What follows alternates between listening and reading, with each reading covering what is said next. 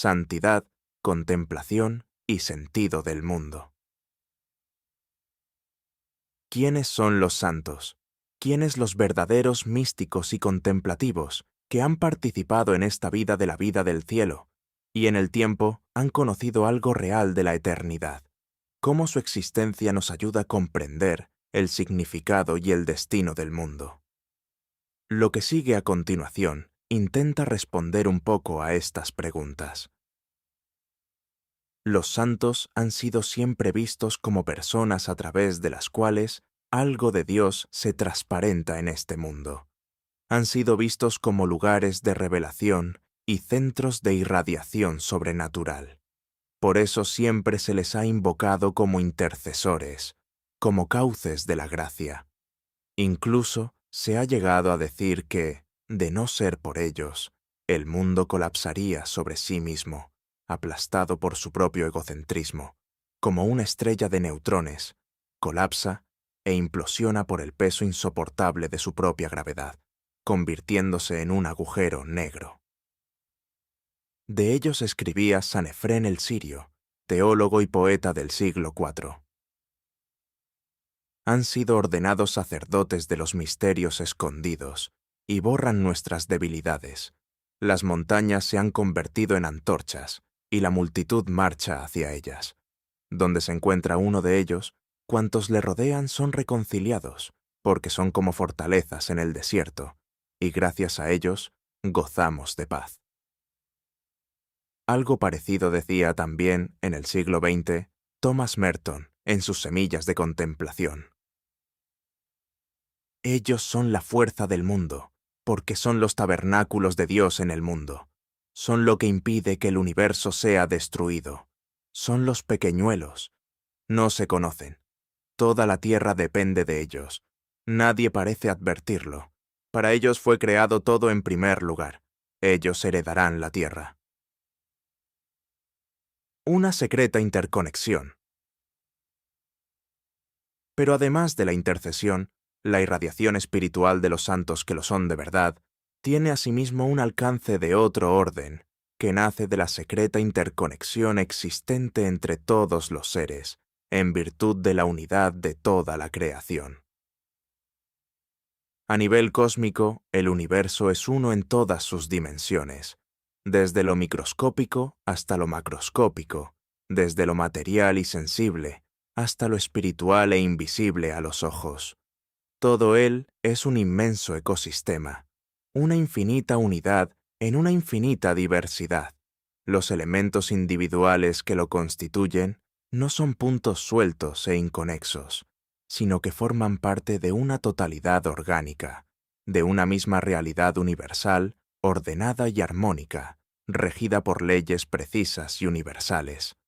Eso es lo que significa la palabra griega cosmos, orden, armonía, porque el universo es todo lo contrario de un caos. A modo de un gran organismo, todo en la realidad física está interconectado a través de un inmenso entretejido de fuerzas y campos, desde los niveles subatómicos hasta los intergalácticos, y los cambios en las partes más pequeñas afectan de algún modo al conjunto, y viceversa. Por otro lado, si miramos las sociedades humanas, vemos que también éstas forman unidades orgánicas, donde todos estamos en estrecha interconexión. Solo desde el punto de vista geográfico, el desarrollo de las comunicaciones ha anulado toda distancia, favoreciendo la visión de la humanidad como una totalidad, o una especie de persona global, como dicen algunos. Cristóbal Colón y Francisco Javier parecieron perderse, a los ojos de su tiempo, en los confines de un mundo ignoto y casi infinito. Hoy sabemos que apenas salieron de casa. Ya no nos resulta exótico lo que ocurre en América o en China, y los problemas de una punta de Europa afectan inmediatamente a la otra. Lo queramos o no, somos parte de una totalidad, de un cuerpo humano genérico en cuyo sano desarrollo todos estamos implicados, teniendo una mayor responsabilidad los pueblos más avanzados en el conocimiento, manejo y dominio de los recursos. En tercer lugar, y a nivel más concreto de la religión cristiana, ya desde su origen también la Iglesia fue concebida bajo la imagen de un cuerpo, que es uno en la multiplicidad de sus miembros, el cuerpo de Cristo o Cristo total, una especie de persona colectiva. San Pablo, creador de esta imagen, señala la interdependencia y solidaridad existente en el interior de esta totalidad orgánica. Si un miembro sufre, todos los demás sufren con él. Si un miembro es honrado, todos se felicitan. Es decir, lo que ocurre a la parte, a cada cristiano en particular, afecta al todo, y viceversa. En otras palabras, nada hay tan absolutamente personal que no tenga resonancias universales y favorezca o perjudique el desarrollo espiritual del mundo. Ninguna acción, ninguna oración realizada por un individuo concreto se queda encerrada en él, sino que tiene siempre un efecto en la totalidad, por pequeño que sea. La oración más humilde, salida del corazón más sencillo, alcanza resonancias cósmicas, aunque no sepamos cómo eso es así, tal como escribía Louis Bouyer en su introducción a la vida espiritual. Hay una estrecha solidaridad de toda la humanidad en su vida espiritual. Si el dogma del pecado original afirma esto para la culpa, el dogma del cuerpo místico lo afirma con más razón para la santidad. Más profundamente aún, se puede decir que es todo el universo el que, a pesar de la libertad y responsabilidad personales, está regido por una misteriosa solidaridad. Nada se hace en lo más secreto de una conciencia que no tenga repercusión sobre las demás. Y hasta hay que pensar que nuestras actividades apostólicas exteriores no hacen más que tocar desde fuera las conciencias, mientras que nuestro combate espiritual más íntimo les ayuda misteriosamente, pero de modo muy real, como desde dentro, ayudándoles a abrirse al espíritu. Hombre nuevo y transformación del mundo. La transformación del mundo no va a ocurrir nunca por una extraordinaria ideología o un magnífico sistema político, sino por la transformación interior de las personas. Donde una persona se transforma, un pedazo de universo o de creación se transforma. Y muchos pedazos de universo transformados son los que llevarán hacia el hombre nuevo y a la nueva creación. Ahora bien, los hombres se transforman cuando escapan de los mecanismos que mantienen el mundo atrapado en su estructura presente. El egoísmo, la ambición de poder, todo el tejido de las pasiones humanas, que actúan como fuerzas desintegradoras contrarias al amor, que es la fuerza integradora básica del universo, en virtud de la cual todos los seres forman una unidad multiforme y una totalidad orgánica subsistente en Dios, su fuente eterna. Tanto la lógica de la evolución como la de la revelación y la de la redención apuntan en esa línea, si bien cada una a su modo. La evolución natural parece desarrollarse en el sentido de ir produciendo seres y especies dotadas cada vez de un mayor grado de conciencia, y en esta línea su fin último parece apuntar a especies dotadas de alguna forma de conciencia universal. La revelación y la redención cristiana, por su parte, apuntan a la aparición del hombre nuevo, creado según Dios, contrapuesto al hombre viejo, que se autodestruye arrastrado por sus pasiones internas. El hombre nuevo participa en la autoconciencia divina de Cristo, en quien la especie humana redimida, la nueva humanidad, forma una unidad multiforme y una totalidad orgánica, el cuerpo de Cristo, el Verbo encarnado en Jesús y en todos los hombres, cohesionados por la energía divina del amor, en donde ya no hay griego ni judío, esclavo ni libre, hombre ni mujer, y, si se me permite decirlo, donde tampoco hay inglés ni francés, americano, africano o asiático, andaluz o vasco, castellano o catalán, sino que Cristo es todo y en todos, y todos somos uno en Él. Como dice la Escritura, el que está en Cristo es una nueva creación. En clave cristiana, el hombre nuevo por excelencia es Jesucristo, prototipo, primogénito y cabeza de una nueva humanidad. Y la esencia de la vida espiritual consiste en una configuración con Él hasta reproducir, como dice San Pablo, su misma imagen, el misterio de su forma humano-divina, hasta que lleguemos todos al conocimiento pleno del Hijo de Dios, al estado de hombre perfecto, a la madurez de la plenitud de Cristo, el hombre divino y subsistente en Dios por excelencia, en quien habita corporalmente la plenitud de la divinidad, plenitud que toda la especie humana está llamada a alcanzar en Él, como dice el mismo San Pablo. Vosotros alcanzáis la plenitud en Él. Cristo resucitado abre, pues, al mundo la posibilidad de dar un salto evolutivo trascendental, que permitirá superar definitivamente los límites espacio-temporales en que actualmente vivimos y que revelará también la realidad integral de nuestro ser, de nuestro yo verdadero, semejante al suyo, en otra forma, en otra dimensión, en otro poder. Una frase bíblica de la primera carta de San Juan sintetiza el compromiso del cristianismo con la humanidad cristiforme hacia la que el Espíritu dirige todo. Aún no se ha manifestado lo que seremos. Sabemos que cuando se manifieste, seremos semejantes a Él, porque le veremos tal cual es.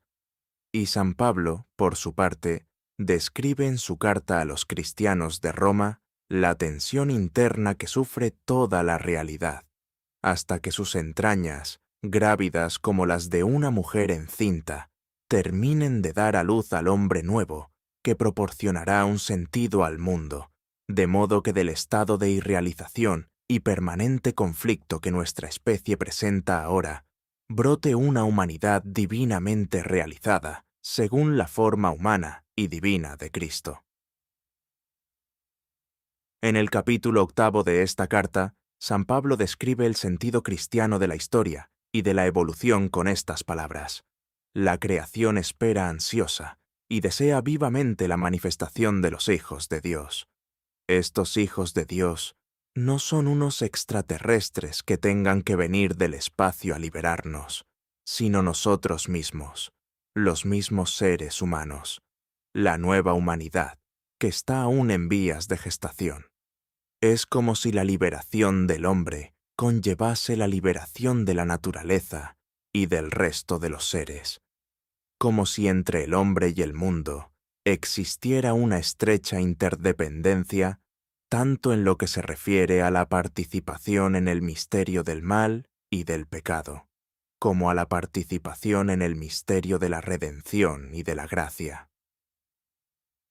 En la Escritura, la caída de Adán es también la ruina del paraíso, del mundo original, que se ha convertido en una jungla donde los animales ya no pastan juntos pacíficamente, el cordero con el lobo, sino que se devoran unos a otros en una desesperada lucha por la subsistencia a costa del más débil, lucha que es como una prolongación en el reino animal de la ambición que devora el corazón del hombre. Tanto en la jungla del corazón humano como en la del mundo, la vida está montada sobre la muerte. Para vivir hay que matar y devorar, y nunca se mata ni se devora bastante.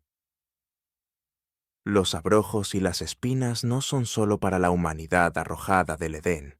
Todos los seres se hallan también sometidos, como dice San Pablo, a la servidumbre de la corrupción y a la vanidad, es decir, sufren las consecuencias del misterio del pecado y se hallan también ellos arrojados, como diría un existencialista, a la condición de miseria, participando de la desgracia y de la descomposición. Desde esta situación aguardan, como con dolores de parto, la aparición del hombre nuevo, que las presida en un nuevo paraíso, donde la serpiente y el niño jueguen juntos en una nueva armonía. Es decir, las criaturas aguardan también junto con nosotros los cielos nuevos y la tierra nueva, de la que simbólicamente hablan los profetas, San Pedro en su segunda carta y el libro del Apocalipsis, es decir, el mundo transfigurado y reverberando la libertad y la gloria de Cristo, Verbo encarnado no solo en la humanidad, formando el Cristo total, la Iglesia, sino en todos los seres formando el Cristo cósmico, el punto omega de Teilhard de Chardin, el universo recuperado para Dios en la palabra creadora y recreadora. Todo el universo es el que está llamado a alcanzar la cristificación, como si hubiera una íntima dependencia entre la manifestación de la imagen divina y cristiforme en la humanidad y la manifestación asimismo de la imagen divina en el resto de las criaturas. Aquí se sitúa otro efecto, o fruto, de la verdadera santidad, la reconciliación con la naturaleza y la visión de Dios en las criaturas. Los santos que son realmente místicos y no simplemente buenas personas, reciben en su unión con Dios el conocimiento espiritual de lo creado. Ven el mundo en Dios, subspecie eternitatis, traspasado por su luz, formando una cosa con Él. Para ellos nada es profano, ni hombres ni animales, y todo el cosmos es un templo en el que el corazón purificado percibe, como dice Isaac el Sirio, la gloria de la santa naturaleza de Dios, cuando Él quiere introducirnos en los misterios. Por su parte, la naturaleza reconoce también la forma del primer Adán, como dice un autor moderno, Olivier Clément. El hombre cuyas pasiones han sido crucificadas y transfiguradas irradia una paz paradisíaca. A su alrededor, las fieras salvajes se apaciguan, y a veces hasta los hombres también son fieras salvajes. Es lo que Isaac el Sirio llamaba el perfume de Adán. El hombre humilde va hacia las fieras asesinas. Cuando le ven, su calidad salvaje desaparece, se acercan a él como si fuera su maestro. Mueven la cabeza, lamen sus manos y sus pies, pues sienten que de él viene el perfume que exhalaba Adán antes de la caída, cuando les dio nombre en el paraíso. Ese era el perfume que exhalaba Francisco de Asís cuando predicaba a las aves, cultivaba la amistad del halcón y del faisán, y pedía al hermano lobo que llevase una vida mejor, como se cuenta en el libro de las florecillas de San Francisco. Tan pronto como Francisco hizo la señal de la cruz, el terrible lobo cerró sus fauces y detuvo su carrera, y cuando le fue ordenado, acudió manso como cordero y se echó a los pies de San Francisco. Y cuando éste alargó su mano para aceptar la promesa de fidelidad, el lobo levantó su pata derecha y la puso suavemente sobre ella, ofreciendo la señal de buena voluntad de que era capaz.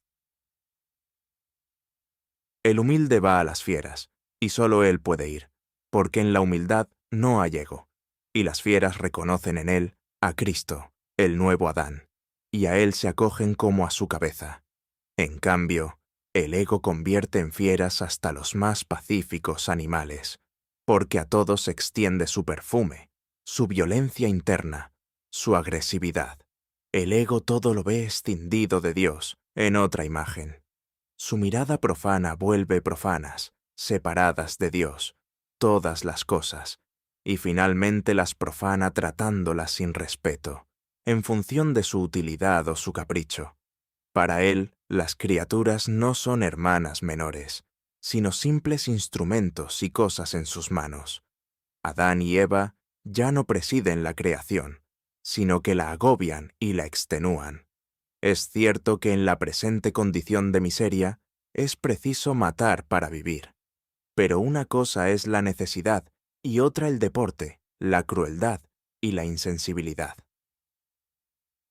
Para el ojo espiritual todo es sagrado, y no solo los seres vivos. San Benito de Nursia desea que se miren todos los utensilios y todo el material del monasterio como si fueran vasos sagrados del altar, para lo cual no sirven los ojos del ego. El respeto, la caridad universal y la compasión solo brotan de un corazón transformado en imagen Cristo. El hombre santificado, comenta Olivier Clément, acoge todas las criaturas en su amor y en su oración. Su caridad se hace cósmica, pero es Isaac el Sirio quien nuevamente nos ha dejado en este sentido uno de los textos cumbres de la mística cristiana de la compasión. ¿Qué es un corazón misericordioso? Es un corazón que se compadece de toda naturaleza creada. ¿Qué es un corazón compasivo? Es un corazón que arde por toda la creación, por los hombres, por los pájaros, por las bestias, por los demonios, por todo tipo de criatura. Cuando piensa en ellos, cuando los ve, sus ojos vierten lágrimas. Tan fuerte y tan violenta es su compasión que su corazón se rompe cuando ve el mal y el sufrimiento de las criaturas más humildes. Por eso reza con lágrimas a cualquier hora, por los enemigos de la verdad y por todos aquellos que le hacen daño, para que sean guardados y perdonados. Incluso ora por las serpientes con la inmensa compasión sin medida que se eleva en su corazón, imagen de Dios. Si una criatura puede arder de compasión hasta ese grado, ¿cómo será la compasión de Dios, de la cual aquella es imagen? El yo idolátrico se apropia del mundo como una presa y lo cosifica sin discernir en él la imagen divina. Lo cual no es sorprendente. Si Caín ya no es capaz de ver a Abel como su hermano, y tantas veces lo esclaviza y lo reduce a cosa, mucho menos será capaz de ver como hermanas menores a las demás criaturas. En cambio, como antes se ha dicho, los santos reciben en su unión con Dios el conocimiento espiritual de lo creado. Ven el mundo en Dios, penetrado por su luz, formando un todo contenido en sus manos como San Benito de Nursia, cuando vio todo el universo recogido en un rayo de la gloria divina. Cristo, luz del mundo, es ese rayo divino en el que se contempla la verdad profunda de todos los seres, la unidad de todas las cosas en Dios, que nuestra mirada material y opaca no deja ver en la condición de miseria. Todo es Dios, todo es Jesús, exclamará un día a su modo San Rafael Arnaiz, y varios siglos antes San Juan de la Cruz en sus conocidos versos del Cántico Espiritual, Mi amado las montañas, los valles nemorosos, versos que después él mismo comenta del siguiente modo.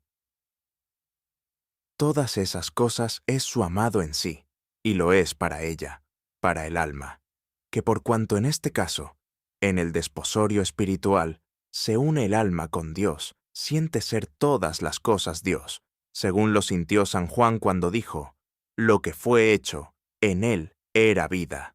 Juan 1, 4. Y así no se ha de entender que lo que aquí se dice es como ver todas las cosas en la luz o las criaturas en Dios, sino que en aquella posesión siente serle todas las cosas Dios. Esta es la visión de Dios en su imagen o contemplación de Dios en la naturaleza, que en San Juan de la Cruz es, según me parece, el nivel de conciencia previo a la unificación total o matrimonio espiritual, que sería la visión de Dios en sí mismo. No se trata, explica San Juan de la Cruz, de ver las cosas en Dios, pero al fin y al cabo, distintas, separadas y en yuxtaposición. Se trata de ver al amado, al Verbo de Dios personalizado para él en cada una de ellas, pues todas esas cosas es su amado en sí, y lo es para ella, para el alma, para la persona que realiza la experiencia, no para el vecino de al lado que aún mira con otros ojos y su ego proyecta otra representación. Pero el Verbo se personaliza en toda cosa para aquel que no tiene un ego, y por tanto, en nada ve otra cosa que la imagen del amado. Al participar del ojo divino, participa también de su visión, y esta es siempre su imagen, ya que Dios no ve otra cosa que su Hijo, su imagen expresada en todas las cosas. Cuando cambia la mirada, cambia también la imagen del mundo. Mi amado, las montañas. Así se pregusta, aunque solo sea un instante, el sabor de un nuevo cielo y una nueva realidad. Como escribe George Fox, contando lo que él llama su experiencia del paraíso. Todas las cosas eran nuevas, y toda la creación me hacía llegar un olor que era diferente del de antes, más allá de lo que las palabras pueden decir. Y se me mostró cómo todas las cosas tienen nombres que se les dan según su naturaleza y virtud. Cuando la gente se somete al Espíritu de Dios y crece en la imagen y el poder del Todopoderoso, puede recibir la palabra de la sabiduría que abre todas las cosas y llegar a conocer la oculta unidad del Ser Eterno. Por su parte, un escritor ruso moderno expresa así su experiencia personal. Milagrosamente es como si viera el bosque por primera vez. Un abeto no era solamente un abeto, sino algo más grande. El rocío sobre la hierba no era el rocío en general, sino que cada gota existía en sí misma, singularmente. Hubiera podido dar un nombre a cada charco de la carretera. Y Marta Jiménez, española contemporánea, expresa de este modo, en una carta personal, la elevada e intensa experiencia de gracia que vivió durante 6 meses seguidos, despierta día y noche, con 23 años de edad. Al vivir este torrente de conocimiento difícil de expresar, quise ser todo por el amor, y me hice árbol con el árbol, hoja con la hoja, hormiga, viento, lluvia, todo. Fui todo lo que me encontraba a mi paso. Había llegado a ver la imagen de todo, en mi imagen de hombre en el hombre Cristo Jesús. Entré en el misterio de la imagen, que ya no era misterio para mí, al ser yo imagen. Cuando el ojo del alma es abierto por la gracia, es todo el mundo el que se ilumina, se abre y se transforma, y es contemplado en su verdadera luz, en Cristo, que todo lo llena, y es todo y en todos. Efesios 1, 23 y Colosenses 3, 11.